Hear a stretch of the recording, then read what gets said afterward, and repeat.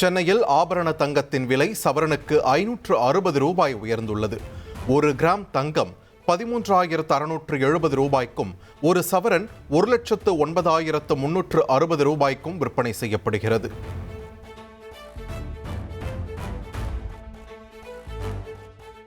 வெள்ளி விலை மாற்றமின்றி நேற்றைய விலையிலேயே தொடர்கிறது. அதன்படி 1 கிலோ கட்டி வெள்ளி 2,60,000 ரூபாய்க்கு விற்பனையாகிறது. வீட்டு பயன்பாட்டிற்கான சிலிண்டர் முன்பதிவுக்கான காலக்கெடு மாற்றியமைக்கப்பட்டதாக வெளியான தகவலுக்கு மத்திய அரசு மறுப்பு தெரிவித்துள்ளது. சிலிண்டர் முன்பதிவுக்கு நகர்ப்புறங்களில் 25 நாட்கள், கிராமப்புறங்களில் 45 நாட்கள் என்ற நடைமுறை தொடரும் என்றும் அறிவித்துள்ளது.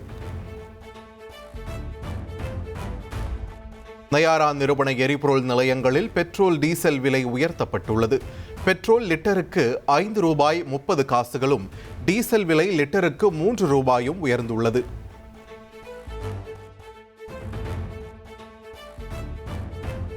இந்தியாவில் பெட்ரோல், டீசல் தட்டுப்பாடு ஏற்படும் என சமூக வலைதளங்களில் வெளியான வதந்தி.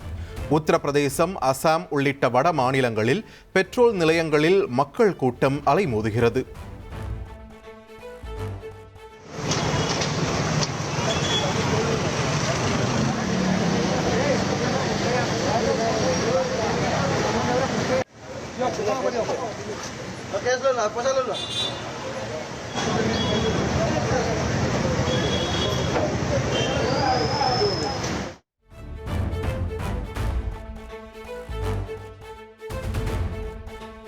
வாக்காளர் பட்டியலில் பெயர் சேர்ப்பதற்கான காலக்கெடு இன்றுடன் நிறைவு பெறுகிறது. இறுதி பட்டியலில் பெயர் இல்லாதவர்கள் உடனடியாக விண்ணப்பித்தால் மட்டுமே வரும் தேர்தலில் வாக்களிக்க முடியும் என்று தெரிவிக்கப்பட்டுள்ளது. புதுச்சேரியில் வேட்புமனுவை திரும்பப் பெறுவதற்கான அவகாசம் இன்றுடன் நிறைவடைகிறது. திமுக போட்டியிடும் 5 தொகுதிகளில் காங்கிரஸ் வேட்புமனு தாக்கல் செய்துள்ள நிலையில் திரும்பப் பெறப் போவதில்லை என்று தகவல் வெளியாகியுள்ளது. தவேக தலைவர் விஜய் சென்னையில் நாளை மறுநாள் தனது தேர்தல் பிரச்சாரத்தை தொடங்குகிறார். பெரம்பூர் MKB நகரில் காலை 10 மணிக்கு பிரச்சாரத்தை தொடங்கும் விஜய் அண்ணா நகர், வில்லிவாக்கம், கொளத்தூர், விருகம்பாக்கம் தொகுதிகளிலும் பரப்புரை செய்கிறார்.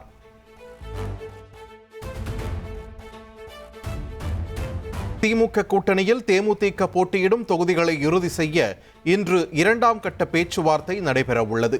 அண்ணா அறிவாலயத்தில் பேச்சுவார்த்தை நடைபெறும் நிலையில் எந்தெந்த தொகுதிகள் என்பது இன்று இறுதி செய்யப்படும் என்று தெரிவிக்கப்பட்டுள்ளது.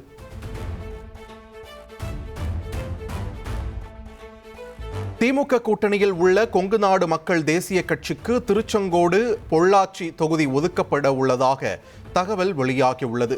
கருணாஸ் தலைமையிலான முக்குளத்தோர் புலிப்படை கட்சிக்கு சிவகங்கை தொகுதி ஒதுக்கப்படும் என்றும் எதிர்பார்க்கப்படுகிறது.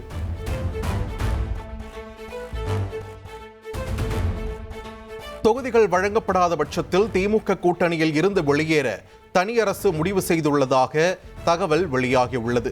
2011, 2016 அதிமுக கூட்டணியில் பரமத்தி வேலூர், காங்கேயம் தொகுதிகளில் வெற்றி பெற்ற தனியரசு திமுகவுக்கு ஆதரவு தெரிவித்து தேர்தலில் போட்டியிட வாய்ப்பு கேட்டிருந்தது குறிப்பிடத்தக்கது. NDA கூட்டணியில் தொடர்வது குறித்து புரட்சி பாரதம் கட்சி தலைவர் பூவை ஜெகன்மூர்த்தி இன்று நிர்வாகிகளுடன் ஆலோசனை நடத்துகிறார். 2 தொகுதிகள் கேட்ட நிலையில் 1 தொகுதி மட்டுமே ஒதுக்கப்பட்டதால் ஜெகன்மூர்த்தி அதிருப்தி என தகவல். மதிமுக மாவட்ட செயலாளர் கூட்டம் நாளை நடைபெறுகிறது. மதிமுக அவைத்தலைவர் தலைமையில் நடைபெறும் கூட்டத்தில் வேட்பாளர் தேர்வு குறித்து ஆலோசிக்கப்படும் என்று தகவல் வெளியாகியுள்ளது. சட்டமன்ற தேர்தலுக்கான திமுக வேட்பாளர்கள் பட்டியல் நாளை வெளியாக உள்ளதாக கூறப்படுகிறது. திமுக கூட்டணி கட்சிகள் போட்டியிடும் தொகுதிகள் இன்றைக்குள் இறுதி செய்யப்படும் என்றும் எதிர்பார்க்கப்படுகிறது. மேட்டூர் சட்டமன்ற தொகுதியில் நாம் தமிழர் கட்சி ஒருங்கிணைப்பாளர் சீமான் பிரச்சாரத்தை தொடங்கியுள்ளார். நாம் தமிழர் கட்சி வேட்பாளர் வித்யா வீரப்பனை ஆதரித்து மேச்சேரி பேருந்து நிலையத்தில் அவர் பரப்புரை செய்தார்.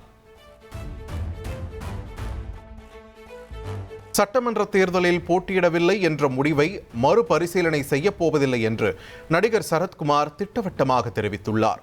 போட்டியிடும் வேட்பாளர்களின் வெற்றிக்காக உழைப்போம் என்றும் அவர் கூறியுள்ளார். தமிழகத்திற்கு காவிரியில் இருந்து ஏப்ரல் மாதத்திற்கு வழங்கப்பட வேண்டிய 2.5 TMC நீரை வழங்க கர்நாடகத்திற்கு காவிரி நீர் மேலாண்மை ஆணையம் உத்தரவிட்டுள்ளது.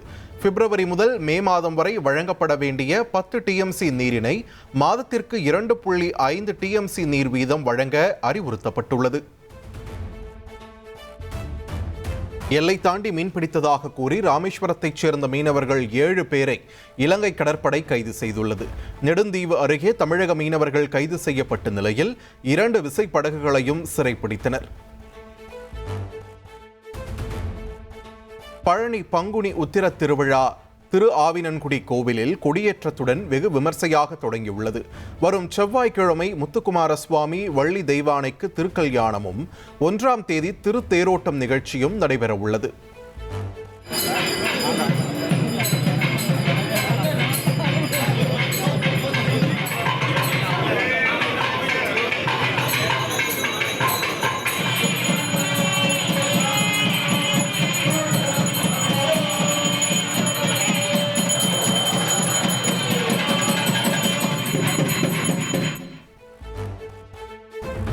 உடல்நலக் குறைவால் டெல்லியில் உள்ள மருத்துவமனையில் அனுமதிக்கப்பட்ட சோனியா காந்தியை ராகுல் காந்தி நேரில் சந்தித்து நலம் விசாரித்தார்.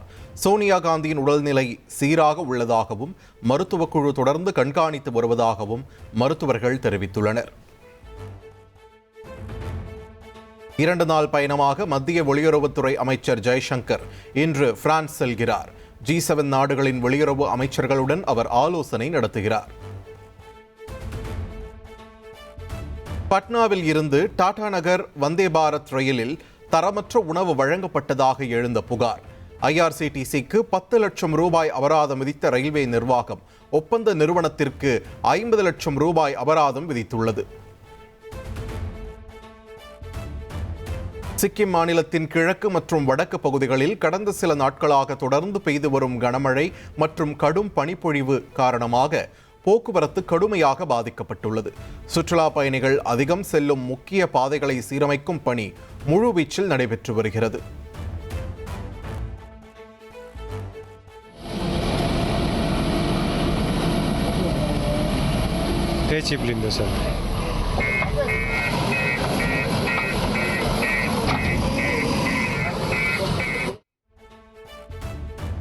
ஆந்திராவில் டிப்பர் லாரி மோதி ஆம்னி பேருந்து தீப்பற்றி எரிந்த விபத்தில் பலி எண்ணிக்கை 13ஆக உயர்ந்துள்ளது.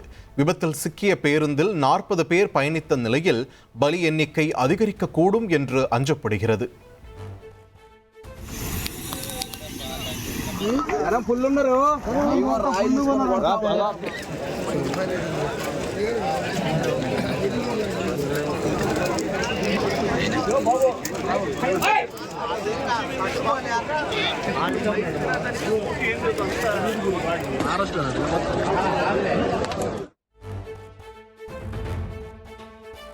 ஹார்முஸ் ஜலசந்தியில் இந்திய கப்பல்களுக்கு அனுமதி அளிக்கப்படும் என்று ஈரானிய வெளியுறவுத்துறை அமைச்சர் அபாஸ் அராக்சி அறிவித்துள்ளார். நட்பு நாடுகளின் கப்பல்கள் ஹார்முஸ் வழியே செல்ல எந்த தடையும் இல்லை என்றும் அவர் தெரிவித்துள்ளார். போர் நிறுத்தம் குறித்து ஈரான் தலைவர்கள் தங்களுக்குள் ரகசியமாக அமைதி பேச்சுவார்த்தையில் ஈடுபட்டு வருவதாக ட்ரம்ப் தெரிவித்துள்ளார். ரகசிய பேச்சுவார்த்தையை பொதுவெளியில் சொன்னால் தீவிரவாத அமைப்புகளால் கொல்லப்படுவோம் என்ற அச்சத்தில் ஈரான் தலைவர்கள் உள்ளதாகவும் அவர் சாடியுள்ளார். அமெரிக்கா தனக்குத்தானே பேச்சுவார்த்தை நடத்திக் கொள்வதாக ட்ரம்பிற்கு ஈரானிய ராணுவ செய்தி தொடர்பாளர் இப்ராஹிம் சோல்ஃபகாரி பதிலடி கொடுத்துள்ளார். அமெரிக்கா தான் ஈரானின் தாக்குதலுக்கு பயப்படுவதாகவும் அவர் சாடியுள்ளார். தங்கள் மண்ணில் தரைவழி தாக்குதலை நடத்த திட்டமிட்டால் அது அமெரிக்க மற்றும் இஸ்ரேலிய வீரர்களுக்கு பெரும் அழிவை தரும் என்று ஈரான் புரட்சிகர காவல் படை எச்சரித்துள்ளது. ஈரானிய மண்ணில் நுழையும் ஒவ்வொரு அந்நிய வீரரும் உயிருடன் திரும்ப மாட்டார்கள் என்றும் திட்டவட்டமாக கூறியுள்ளது.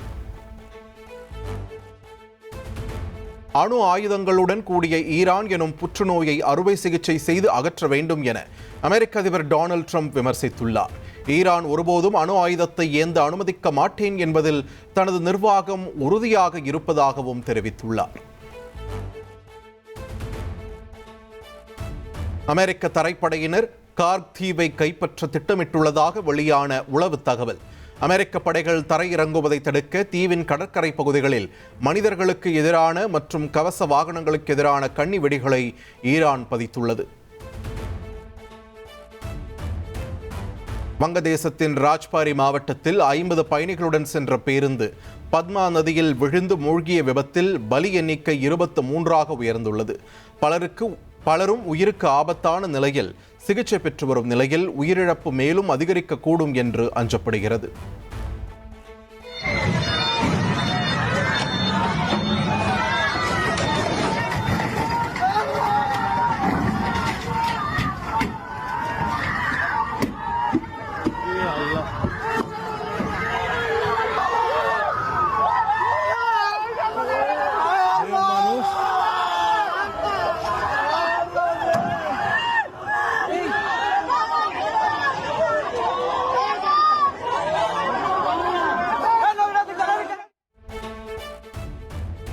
ராயல் சேலஞ்சர்ஸ் பெங்களூரு அணி 16,500 கோடி ரூபாய்க்கு புதிய உரிமையாளர்களிடம் கைமாறியுள்ள நிலையில் விஜய் மால்யா தனது வாழ்த்துக்களை தெரிவித்துள்ளார்.